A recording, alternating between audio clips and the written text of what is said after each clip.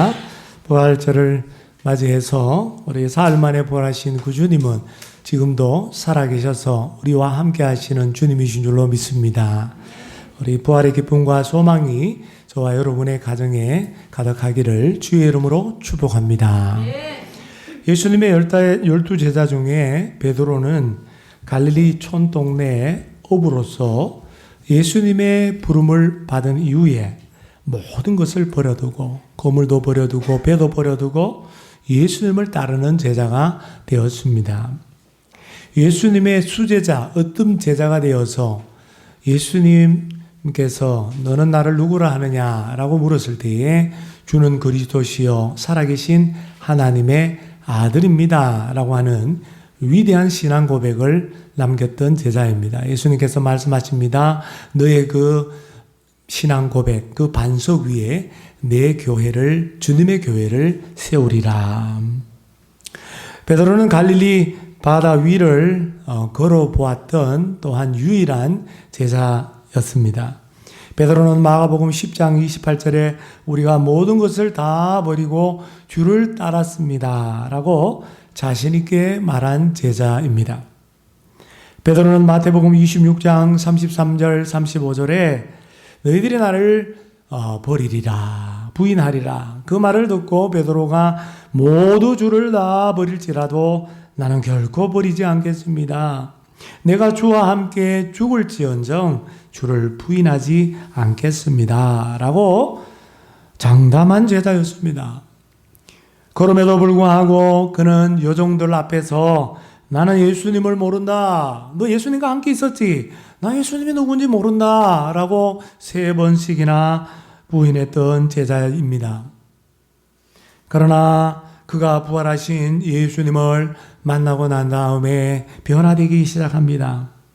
베드로는 예루살렘 다락방에서 약속하신 성령을 받고 난 다음에 담대하게 나가서 유대인들에게 이방인들에게 복음을 전하는 사도로 변화되게 됩니다. 예루살렘 교회가 10,000명, 20,000명으로 부흥이 되어서 그 교회의 지도자가 됩니다. 그의 말년의 모습을 기록하고 있는 외경 베드로 행전에 보면 폭군 네로 황제, 로마 황제가 이 기독교를 박해하기 시작하는데 그 당시에 기독교의 우두머리격인 이 베드로를 죽이려고 했습니다. 그래서 많은 사람들이 베드로를 피신을 시키려고 로마를 떠나라고 권면을 했습니다.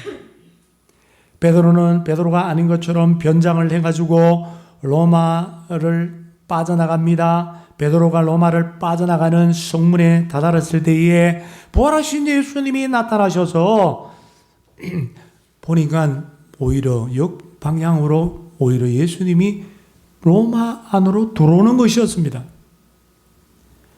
예수님 주여 어디로 가십니까? 쿼바디스 주님 어디로 가십니까? 그렇게 물으니까 주님이 나는 다시 십자가에 못 박히기 위해서 로마로 들어간다. 베드로가 묻습니다. 주여 주님이 또다시 십자가에 못 박히실 작정이십니까? 그래 베드로야 내가 또 십자가에 못 박힐 수밖에 없구나. 그때 베드로가 정신을 번쩍 차리고 내가 십자가에 못 박힐 수밖에 없구나. 내가 십자가에 못 박혀야 하느니라 라고 하는 그 부활하신 주님의 말씀을 바로 나에게 일어나야 할 일임을 깨달았습니다. 내가 십자가를 짊어지지 않으려고 하니까 내가 죽으려고 하지 않으니까 예수님이 또 십자가에 죽으려고 하시는구나. 그렇게 말씀하셨다는 것을 깨닫고 베드로는 크게 기뻐하면서 주님을 찬양하며 로마로 다시 들어가서 주님은 십자가에 똑바로 못 박혀 죽으셨는데 나는 그렇게 할 수 없어. 예수님을 부인한 제자이기 때문에 나는 십자가에 거꾸로 못 박혀서 죽게 해달라고 해서 십자가에 거꾸로 매달려 못 박혀 죽었다라고 합니다. 베드로는 주님처럼 죽음의 길임을 알면서도 로마로 다시 들어가서 복음을 전하다가 붙잡혀서 네로 황제 때에 순교를 당했습니다. 여러분 예수 부활의 증거 여러 가지가 있어요. 여기 그림 포스터에 나온 것처럼 빈 무덤도 또 이렇게 예수 부활의 증거가 되죠. 교회, 전국뿐만 아니라 전 세계에 수많은 교회가 있다라는 것이 바로 예수 부활의 증거입니다. 또 예수 부활의 증거가 뭐냐면 이 12제자들이 비겁하고 나약하고 겁이 많았는데 예수 그리스도를 전하는 그런 제자로 변화된 거. 이 변화가 예수 부활의 가장 강력한 증거예요. 이들이 순교한 거, 이 순교도 또한 예수 부활의 증거예요. 우리가 복음을 전하는 선교하고 있는 거, 이것도 여러분 예수 부활의 증거인 줄로 믿습니다. 만약 예수님께서 부활하지 않았다면, 예수 부활이 거짓이라면 그 거짓을 위해서 죽을 사람이 누가 있겠어요? 그 거짓을 위해서 지금도 전 세계에 나가서 그렇게 고생하면서 예수를 전할 필요가 뭐가 있겠습니까? 복음을 전하고 복음을 전하다가 지금도 기독교를 비판하는 나라에서 순교를 당하고 하는 이 모든 것들이 다 예수 부활의 증거인 줄로 믿습니다. 오늘 말씀은 베드로를 변화시켰던 결정적인 사건이 기록되어 있습니다. 베드로가 갈릴리 바다에서 잔뼈가 굵은 어부 출신입니다. 부활하신 예수님을 6명의 제자들과 함께 야, 나 고기 잡으러 갈란다. 그러니까 우리도 갈게 하면서 6명의 제자들이 따라가서 갈릴리 바다에서 배를 띄워서 고기를 잡습니다. 한 마리도 못 잡는 거예요. 예수님을 만나고 난 다음에 153마리나 물고기를 잡습니다. 그 이야기가 나와요. 베드로는 이전에 여러분 부활하신 예수님을 몇 번 만났어요? 2번 만났습니다. 2번 만났는데도 난 고기 잡으러 갈란다. 부활하신 예수님을 만났음에도 불구하고 베드로는 옛날로 다시 돌아가려고 했던 것입니다. 그래서 오늘 14절 말씀해 보니까 이것은 예수께서 죽은 자 가운데서 살아나신 후에 세 번째로 제자들에게 나타나신 것이라고 말씀합니다. 아니 그렇다면 2번 예수님이 부활하셔서 베드로를 만났는데 그때는 변화되지 않았다는 말인가? 네, 맞아요. 그때는 변화되지 않았어요. 낙심한 채 낙심의 그물을 이렇게 던지고 있는 베드로. 변화되지 않았습니다. 오늘 세 번째 부활하신 예수님을 만났을 때 베드로가 변화가 되는데 그 변화될 수 있었던 이유가 뭘까요? 한마디로 말하면 부활하신 예수님의 사랑을 체험했기 때문입니다. 할렐루야. 사랑하는 여러분, 베드로처럼 변화되기를 원하십니까? 여러분 부활하신 예수님, 살아계신 예수님, 나와 함께 하시는 그 예수님의 사랑을 이 모양 저 모양으로 여러분 체험할 수 있기를 바랍니다. 부활하신 예수님을 만날 수 있기를 바랍니다. 그래서 베드로처럼 주의 복음을 전하는 담대한 사람이 되는 그러한 주의 일꾼들이 다 되시기를 주님의 이름으로 축복합니다. 그렇다면 도대체 이 세 번째 부활하신 예수님을 만났을 때 변화를 받을 수 있었던 주님의 사랑이 뭘까요? 첫째로 조반에 담긴 사랑입니다. 조반에 담긴 사랑. 부활하신 주님을 2번씩이나 만났지만 여전히 낙심한 채 베드로를 포함한 7명의 제자들이 갈릴리 바다에 가서 배를 띄워 물고기를 잡는데 날이 새어갈 때에 예수님께서 바닷가에서 야, 그물 오른편에 한번 그물을 배 오른편에 한번 던져봐라. 그러면 잡을 거다. 밤새도록 한 마리도 못 잡았는데도 주님의 말씀에 의지해서 오른편에 그물을 던지니까 이게 웬일입니까? 안에 물고기가 가득 잡히는 거예요. 이때 7절 말씀에 예수께서 사랑하시는 그 제자, 우리는 한자로 애제자라고 그래요. 애제자. 특별히 예수님이 12제자 가운데 사랑했던 제자들이 있어요. 베드로, 야고보, 요한은 특별히 겟세마네 동산에도 같이 가고 변화산에도 같이 가고 그랬잖아요. 제자들에도 그룹을 나눌 수가 있어요. 특별히 애제자 그룹 가운데 특별히 사랑하는 제자가 누구냐면 요한이에요. 이 요한도 세베대의 아들들, 즉 어부였습니다. 예수님 사랑을 많이 받았던 요한이 예수님을 알아본 거예요. 그래서 베드로에게 주님이시다 라고 소리치니까 베드로가 깜짝 놀라서 겉옷을 두르고 이제 고기 잡는다고 땀 뻘뻘 나고 보고 있었어요. 겉옷을 두르고 바닷가에 푹 빠져요. 바다를 좋아하나 봐. 물에 뛰어들어가지고 걷지를 않나. 이번에도 바다에 푹 뛰어들어가지고 헤엄을 쳐가지고 저 바닷가 육지에 예수님께로 갑니다. 윤대 놀랍게도 육지에 올라보니까 바닷가에 뭐가 있냐면 숯불이 피어져 있고 그 숯불 위에 생선이 놓여 있고 그냥 생선 숯불 생선이 이렇게 타고 있는 거예요. 구워져 있는 거예요. 그 위에 또 빵이겠죠. 빵이 거기에 또 놓여 있는 겁니다. 여러분, 이 숯불과 떡은 어디에서 나왔을까요? 이 숯불과 떡은요, 부활하신 예수님이 친히 준비하신 거예요. 나중에 생선도 한번 가져와 봐라. 잡은 생선도 가져와 봐라. 그래요. 이미 다 예수님이 생선도 떡도 다 이 제자들 밤새도록 수고했으니까 얼마나 배가 고프겠어요. 그래서 조반을 차렸어. 와서 조반을 먹어라. 조반을 먹어라. 말씀하십니다. 여러분, 한번 상상해 보세요.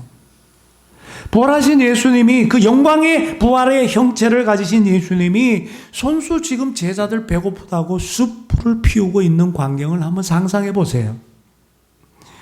저도 며칠 전에 숯불 피우는 거 옆에서 거들어 봤는데 이 숯불 피우는 게 이게 보통 힘든 게 아니더라고 보니까. 여러분 뭐 숯불 갈비 돼지갈비를 먹으러 가면 그냥 알아서 가져오시잖아요. 그냥 숯불 피운 걸 갖다가.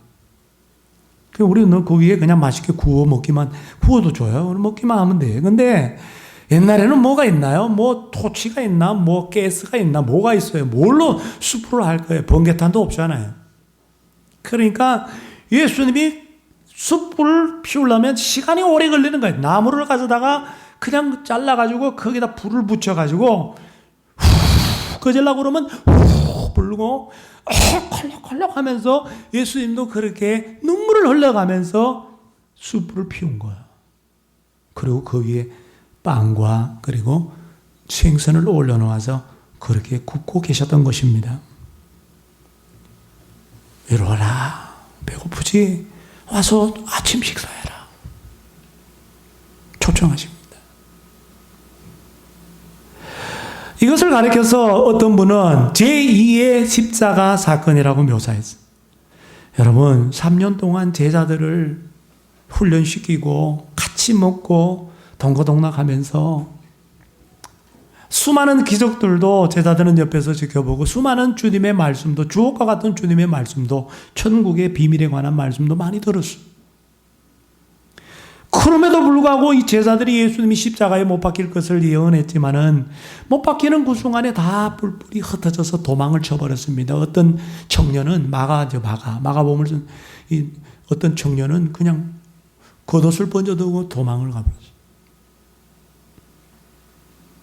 그런 제자들을 위해서 부활하신 예수님이 나타나셔서 저 못나고 한심하고 서글픈 자신을 배신하고 부인한 제자들을 위해서 아침 식사를 차리는 그 주님, 매운 연기를 맡으면서 그렇게 눈물 흘리면서 아침 식사를 대접하는 그 주님, 무엇이 부족해서 부활하신 주님이 그 못 박히신 손으로 못나고 한심한 그들 배신자들을 이렇게도록 섬겨야만 합니까? 무엇이 아쉬워서 다 이루었다. 십자가를 통해서 우리의 죄를 다 대속하신 주님이 무엇이 또 아쉬워서 그들을 위해서 또 십자가에 못 박히는 처럼 그렇게 고생하시고 고통하시면서 희생하십니까? 그것은 낙심한 제자들에게 희망을 주기 위해서, 절망한 제자들을 다시 일으켜 세우기 위해서, 지쳐있는 제자들에게 새 힘을 공급하기 위해서인 줄로 믿습니다. 그러므로 바닷가의 부활의 주님이 제자들을 위해서 차려놓으신 조반, 그 정성스럽게 차려놓은 아침 식사는 주님의 뜨거운 제자를 향한 사랑이었습니다. 주님, 부활하신 주님을 만나지만 무엇을 해야 될지 목적도 없이 방황하고 있던 이 제자들에게 다시 물고기가 아니라 다시 사람을 낚는 업으로 주의 복음 예수 그리스도를 전하는 전도자의 사명을 생각나게 한 주님의 뜨거운 사랑이었습니다.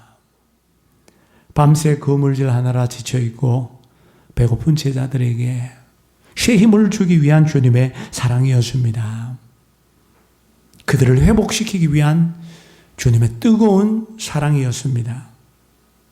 조반에 담긴 주님의 사랑, 그 사랑이 베드로를 비롯한 제자들을 회복시키고 있었고 변화시키고 있었던 겁니다. 여러분, 구약의 엘리야 선지자도 이 하나님의 사랑을 체험했죠. 엘리야 선지자가 그 당시에 왕비 하나가 시집을 왔는데 무당딸이에요. 그냥 시돈에서 그냥 무당딸로 이 아세라와 바알을 숭배하는 그런 미신 숭배자, 우상 숭배자가 시집을 와가지고 이스라엘 전체를 갖다가 다 하나님으로부터 떠나고 미신을 섬기도록, 우상을 섬기도록 만들었어요. 하나님께서 부른 엘리야 선지자는 불의 선지자입니다. 아방이시여 갈멜산 위에다가 바알과 아세라 선지자들 다 모으시오. 제단을 쌓아놓고 물을 부어놓고 도랑에다 물을 부어놓을 텐데 이 물 붙은 이 제단 위에 불이 떨어지게 하는 신이 참신이요. 누가 참신인지 한번 대결해 봅시다. 바알과 아세라 선지자, 거짓 선지자, 우상 숭배 선지자 850명이 모여 있는데 엘리야 혼자서 850대 1로 싸웠어요. 자기들은 손에 막 춤을 추면서 이상한 춤을 외우면서 불 내려달라고 아세라 신이시여 바알 신이시여 아무리 난리를 쳐도 안 돼, 끔찍도 안 하는 거예요. 불이 안 내리는 거예요. 안 되니까 자해를 하고 막 피를 흘려서 그렇게 해서 또 막 피로 또 막 신을 달래고 막 그래도 안 되는 거예요. 엘리야가 하늘 향해서 기도 한번 딱 했더니 불이 팍 떨어져 가지고 도랑의 물까지 다 말라버리게 할 정도로 불이 임했습니다. 그렇게 능력 있는 선지자, 불의 선지자가 한순간에 무너지는 일이 있었는데 이 이세벨이라고 하는 이 왕비가 엘리야 선지자 내가 죽여버리겠다.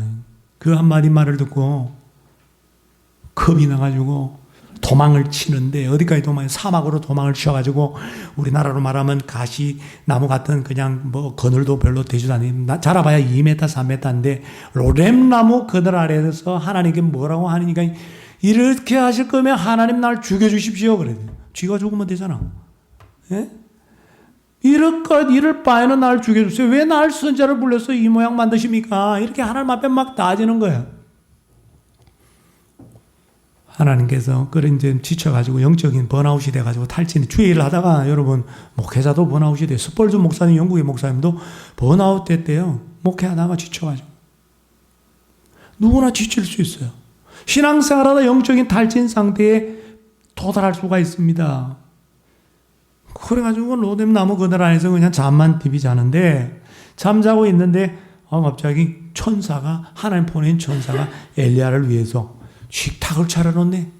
천사가 머리맡에 보니까 천사가 숯불을 피워놓고 그 위에다가 빵을 올려놓고 물 한 병을 탁 둔 거예요. 천사가 엘리야를 어루만지면서 깨우는 거야. 엘리야 일어나서 먹어라. 그런 거야. 정신 차리고 보니까 앞에 밥상이 차려져 있네. 이게 웬 떡? 이게 웬 빵? 그러면서 그걸 먹습니다. 먹었는데 좀 덜 먹었나 봐요. 덜 먹고 또 누웠어요. 또 자야지 하고 또 자는. 또 누우니까 또 말합니다. 엘리야 일어나 먹어라. 그러니까. 그리고 일어나서 또 한번 일어나서 먹고 그 다음에 물까지 마시고 이제는 막 힘이 솟아나가 힘을 의지해서 40일 반낮을 걸어서 시내산에 올라갔다는 거예요. 호렙산에. 천사의 터치, 천사의 어루만짐과 천사가 친히 제공한 이 떡과 물에 담긴 하나님의 사랑으로 말미암아 탈진했던 엘리야, 절망했던 엘리야, 죽고 싶었던 엘리야가 다시 일어섭니다. 힘을 얻습니다. 다시 하나님 주신 사명을 감당하는 선지자로 변하게 됩니다. 할렐루야. 여러분, 베드로를 변화시킨 베드로가 변화된 것은 딱 하나예요. 사랑 때문이에요. 사랑. 부활하신 주님이 세 번째 나타나는 것도 사랑 아니겠어요? 한 번, 두 번 나타나면 변화되면 좋을 텐데 세 번째 변화될 때까지 나타나신 거예요. 주님의 사랑을 깨닫도록. 그 사랑으로 말미암아 베드로가 변화되기 시작하는. 사랑하는 여러분, 우리가 낙심하고 있을 때가 있어요. 무슨 일을 하다가 절망할 때가 있어요. 주저앉고 싶고 포기할 때가 있어요. 그 부활의 주님이, 살아계신 주님이 이 사랑을 가지고 우리에게 또 찾아오시는 줄로 믿습니다. 또 말씀하시고 또 우리에게 말씀하시는 줄로 믿습니다. 주일 하다가 지쳐있을 때, 번아웃 됐을 때 부활하신 그 주님이 이 사랑을, 제자에게 베푼 이 사랑을 이 모양 저 모양으로 우리에게 삶의 사건 속에서 베풀어 주시는 줄로 믿습니다. 베드로처럼 그 부활의 주님 그 사랑으로 인하여 그 사랑을 체험함으로 말미암아 쉐힘 없고 절망의 자리에서 다시 일어나 변화되는 주님 닮아가는 우리 모두가 되시기를 바랍니다. 마지막 두 번째로 주님의 사랑은 시몬이라고 하는 이름을 불러주신 사랑입니다. 제자들이 조반을 묵은 후에 부활하신 주님께서 특별히 베드로를 불러요. 근데 베드로라고 하는 이름을 놔두고 옛날 이름을 부릅니다. 13절, 14절, 15절 오늘 읽지는 않았지만 13절, 14절, 15절에 보니까 요한의 아들 시몬아 네가 나를 사랑하느냐? 세 번이나 묻습니다. 네가 나를 사랑하느냐? 왜 세 번 물었을까요? 세 번 부인했잖아. 나 주님 모릅니다. 난 주님 모릅니다.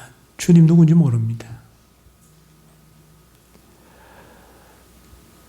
베드로라는 이름을 놔두고 시몬이라고 하는 히브리식 이름입니다. 유대식 이름. 뜻은 갈대입니다. 갈대. 요한복음 1장 42절 하반절에 보면 예수님께서 베드로를 처음 제자로 부를 때에 이렇게 말해요. 네가 요한의 아들 시몬이니 아버지 이름은 요한입니다. 요한의 아들 시몬이니 장차 게바라 하리라 하시니 게바는 번역하면 베드로라. 예수님은 시몬이라고 하는 그 히브리식 이름, 즉 갈대라고 하는 그 이름을 게바가 뭐냐면 아람어예요. 시리아어. 그 당시 통용되는 언어가 아람어입니다. 에바다 들어보셨죠? 엘리 라마 사박다니 이거 다 아람어입니다. 아람어, 시리아어. 그 당시에 통용되는 언어예요. 게바가 뜻이 뭐냐면 헬라어로 풀었으면 번역하면 페트로스, 베드로입니다. 베드로. 뜻은 락, 반석, 바위 그런 뜻이 있어요. 예수님은 시몬이 갈대 같은 사람이 아니라 이제는 반석과 같은 굳은 사람, 굳건한 믿음의 제자가 되기를 그런 바라는 마음으로 그의 이름을 계명시켜 주셨어요. 베드로가 되리라 이제. 반석이 되리라. 베드로 너 위에 내가 내 교회 주님의 교회를 세우리라. 왜 부활하신 예수님은 베드로라고 이름을 그렇게 바꿔주셔놓고 옛날 이름 시몬이라고 세 번이나 부활하신 예수님이 불렀을까요? 예수님이 시몬이라고 부른 데는 무슨 의도가 있을까요?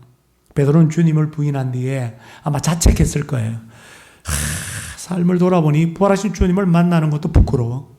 두 번 만났는데 이거 뭐 진짜 귓구멍이 있으면 피하고 싶어. 도망가고 싶어. 세 번이나 부인했잖아. 다른 제자들 다 주님 떠나가더라도 나는 죽을지언정 난 주님 떠나가지 않겠습니다. 부인하지 않겠습니다. 그렇게 큰 소리 쳤던 가만히 있으면 본전이라도 찰 텐데 나서가지고 다 버리고 나는 주님 따랐습니다. 그렇게 말해 나누고 부인했으니 얼마나 창피하겠어요. 자기 자신이 용납이 안 되는 거예요. 그래도 내가 수제자인데 예수님의 사랑을 받은 제자인데 내 신앙 고백 위에 주님의 교회를 세우리라고 할 정도로 그런 영광스러운 난데 내가 이렇게 이런 참 나약한 인간이고 어리석은 인간이라니 이럴 수는 없지. 옛날로 돌아가서 고기나 잡자. 고기나 잡을란다. 이 죄책감에 고통스러워 해서 고기 잡는 그 베드로의 마음을 다 주님이 보고 계셨고 다 알고 계셨어요. 그래서 시몬이라는 이름을 불렀어요. 여러분 예수님이 시몬이라고 이름을 부른 것은 이런 의미예요. 베드로야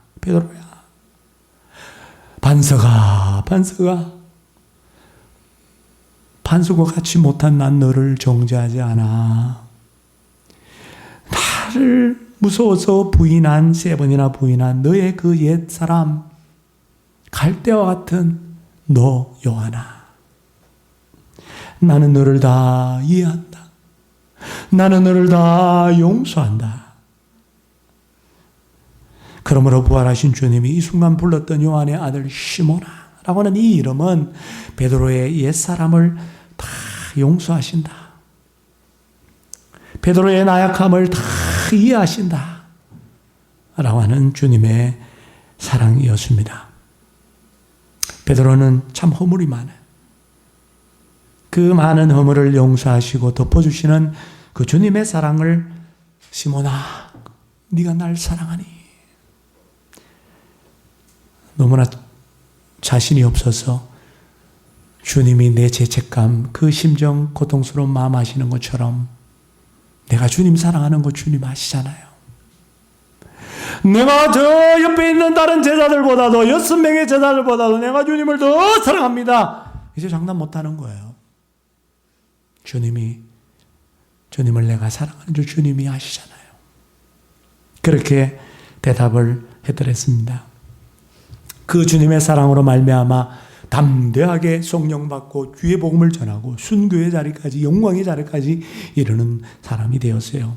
여러분, 주님의 용서의 사랑을 경험한 사람은 반드시 변화됩니다. 죄 용서받았다라고 하는 확신이 있는 사람은 반드시 변화되게 돼 있어요. 그 확신이 없으면 예수 믿는 게 아니에요. 교회를 다니는 교인일 뿐이지 신자는 아니에요. 어떤 목사님에게 20대 후반의 젊은 여자가 상담을 하러 왔어요. 이 여자는 대학을 다닐 때에 한 남자를 만났는데 그 남자와 사랑에 빠졌어요. 이 남자가 그냥 너무 잘해주니까 그게 홀딱 반해가지고 나중에 이제 결혼하자라는 말에 그래서 몸까지도 허락을 해버린 거예요. 근데 그 남자는 결혼을 안 하는 거예요. 차일 비일 결혼을 미루길래 이 젊은 대학생이 젊은 여자가 뒷조사를 해보니까 이 유부남이었어. 이 남자가 애기 하나를 두고 있는 유부남이었단 말이에요. 그 속은 사실을 알고 그녀가 너무나 절망을 하는 거예요. 내가 이렇게 오해서 어떻게 내가 살아가느냐 이거죠. 삶의 기쁨과 웃음을 다 잃어버리고 남자들 보면 무서워서 도망가는 거예요. 사람들을 만나는데 창피스러워서 아는 것 같아서 막 피해 다니는 거예요. 그리고 얼마 후에 이 여자가 그 남자가 첫째 부인하고 또 이혼을 하고 새로운 다른 여자 만나가지고 또 결혼했다는 소식을 들은 거예요. 안 들으면 좋은데 그걸 들었어요. 그 소식을 듣고 난 다음에 내가 잘못 걸렸네 진짜. 취재리도 잘못 걸렸네. 잘못 걸렸어. 내 인생 이 마구 짓밟힌 인생이고 이 인생 어떡하나. 더 이상 희망도 없고 살아갈 용기도 없고 기록도 없게 되었어요. 남은 거랑은 죽음뿐이었어. 죽는 것밖에 뭐 할 게 없는 거예요. 그래가지고 이 여자가 중후심으로 그 남자를 길을 가다가 남자 어딘지도 몰라. 남자를 이제 만나기만 하면 내가 이제 찔러 죽이고 나도 죽을란다. 그래서 가슴에 늘 칼을 품고 다녔다는 거예요. 이 젊은 여자가. 여러분 칼 품고 다니는 여자 무서워요.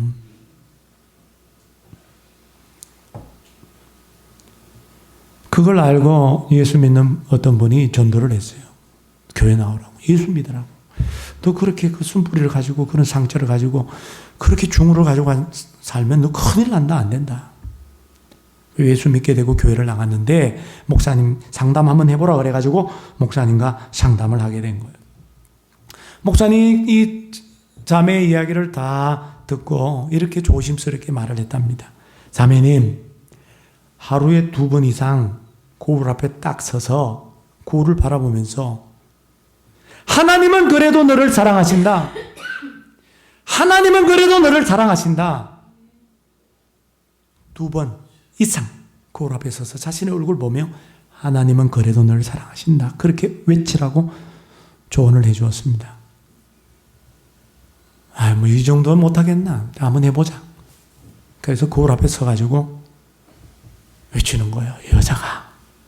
하나님은 그래도 너를 사랑하신다. 하나님은 그래도 너를 사랑하신다. 저녁에 퇴근하고 돌아와도 하나님은 너를 사랑하신다. 그래도 너를 사랑하신다. 그렇게 외쳤는데요. 놀랍게도 그 외치는 가운데 이렇게 뭔가 떠오르는 거예요. 뭐냐면 부활하신 예수님이 자기에 와가지고 그 말하는 동안에 꼭 안아주시는 거예요. 사랑으로 꼭 안아주시는 그런 환상을 보게 되는 거예요. 그녀는 부활하신 주님, 지금도 살아계시는 그 주님, 그녀와 함께 하시는 그 주님의 사랑을 경험한 다음부터는요, 완전히 새 사람으로 다 바뀌었어요. 얼마나 당당한지요. 예? 죄 용서에 대한 확신을 가지고 천국 자녀라고 자백성이라고 하는 그런 믿음을 가지고 열심히 일을 해가지고요. 전문직 여성으로 잘 나가는 거예요. 얼마나 활기찬지 몰라요. 사랑하는 여러분, 사람을 변화시킬 수 있는 것은 사랑밖에 없더라고요. 여러분, 엄마 아빠의 사랑을 받아도요, 애가 나중에 변화가 돼요. 그걸 철들어서 깨달으면 변화가 돼요. 엄마가 사랑하는데 그 사랑을 못 느끼는 거예요. 못 깨달으니까 변화가 안 되는 거지. 깨달으면요, 변화돼요. 엄마가 죽고 난 다음에 자석이 닭똥 같은 눈물을 흘려요. 엄마가 날 이렇게 사랑했구나. 우리 아버지가 이렇게 날 사랑했구나. 여러분, 사람의 사랑을 받아도 변화가 돼요. 전지전능하시고 우리를 위해서 십자가에 대신 죽으신 그 주님이 오늘 우리를 사랑할 때에 그 사랑을 내가 가슴속에 간직하고 그 사랑을 내가 체험할 수 있다면 내가 왜 변화되지 않겠어요? 예수 믿는데 왜 변화가 안 일어나겠어요? 변화가 일어날 수밖에 없어요. 마음속에 어려움이 있을 때, 이 찬양 너무 좋아요. 마음속에 어려움이 있을 때, 마음속에 어려움이 있을 때 주님 내게 먼저 오사 내 마음을 만지고 주님 앞에 나올 수 없을 때, 주님 앞에 부끄러워서 나올 수 없을 때, 죄책감으로 인해서 창피해서 나올 수 없을 때 주님 날 먼저 안으시네. 그럼에도 불구하고 날 사랑하시는 내 하나님의 사랑은 나의 모든 허물 죄악을 덮고 그럼에도 불구하고 나를 안아주시는 내 하나님을 부를 때 나는 아버지라고 부릅니다.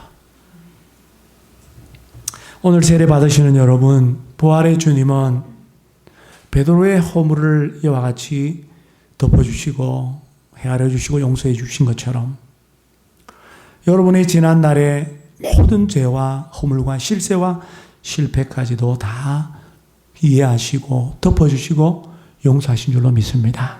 제 씻음의 표시로 예수의 보혈로 내 죄가 흰 눈처럼 되었다라고 하는 그 믿음으로 우리가 세례를 베푸는 거예요. 제 용서받은 표시로 세례를 베푸는 거예요. 여러분의 죄를 용서하신 그 주님의 사랑을 우리 날마다 체험하고 가슴속에 간직하고 그래서 변화될 수 있기를 바랍니다. 우리 예수님을 닮아가는 정말 베드로와 바울처럼 주의 복음을 전하는 예수님을 전하는 위대한 사람으로 여러분 변화될 수 있기를 바랍니다. 사랑하는 성도 여러분, 주님의 사랑으로 변화된 저와 여러분의 삶이 변화된 삶이 예수 부활의 가장 강력한 증거입니다. 주님의 그 사랑, 그 사랑으로 변화된 삶을 계속해서 살아서 예수 부활을 강력하게 증거하는 제자들이 다 되시기를 주님의 이름으로 축원합니다. 하나님 아버지